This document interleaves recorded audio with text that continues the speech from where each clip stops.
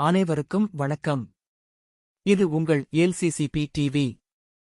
இந்த இரவு பாட்காஸ்டுக்கு அனைவரையும் வரவேற்கிறேன். கேட்டு மகிழுங்கள். இது ஒரு குற்ற த்ரில்லர் பாட்காஸ்ட்.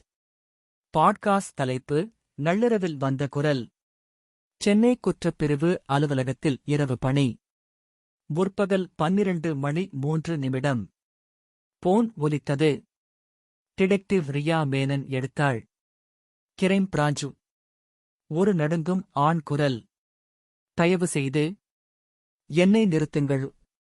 யார் பேசுகிறீர்கள்? நாளை நான் ஒருவரைக் கொல்லப் போகிறேன். அழைப்பு துண்டிக்கப்பட்டது.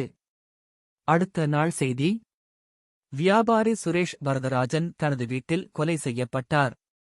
இறப்பு நேரம் முற்பகல் 12:05. ரியா அதிர்ந்தாள். அதே நேரம் அழைப்பு பதிவு கேட்கப்பட்டது. பின்னணியில் கடிகார ஒலி. மேலும் மழை எச்சரிக்கை செய்தி.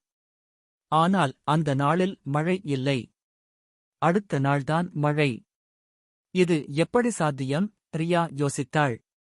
அழைப்பு வந்த இடம் சுரேஷின் அபார்ட்மெண்ட். குற்றம் நடந்த அதே வீடு.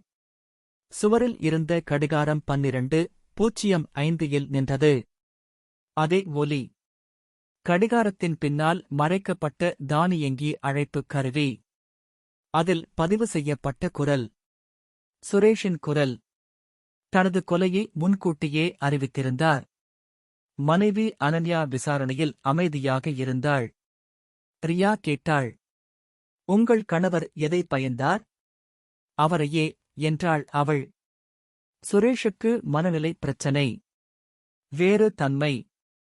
அவர் தன்னை யாரோ கொல்வார்கள் என்று நம்பினார். அதனால் போலீசை எச்சரிக்க திட்டமிட்டார். ஆனால் அந்த திட்டத்தை கண்டுபிடித்தவர் அவரது மனைவி. அழைப்பு நேரத்தை மாற்றியது அனன்யா. அவர் எங்கள் மகளை கொன்றவர். அவள் அழுதாள். விபத்து என்று எல்லோரும் சொன்னார்கள். ஆனால் நான் உண்மையை அறிவேன். பதிவில் மறைந்திருந்த இன்னொரு குரல். அனன்யா இதை கண்டுபிடித்தாள். அவள் என்னை கொல்வாள். அவளை கைது செய்யுங்கள். ரியா அமைதியாக நின்றாள். சுரேஷ் தனது மரணத்தையும் கொலையாளியையும் முன்கூட்டியே கணித்திருந்தார். சில நேரங்களில் உண்மை நள்ளிரவுக்கு முன்பே அழைக்கிறது.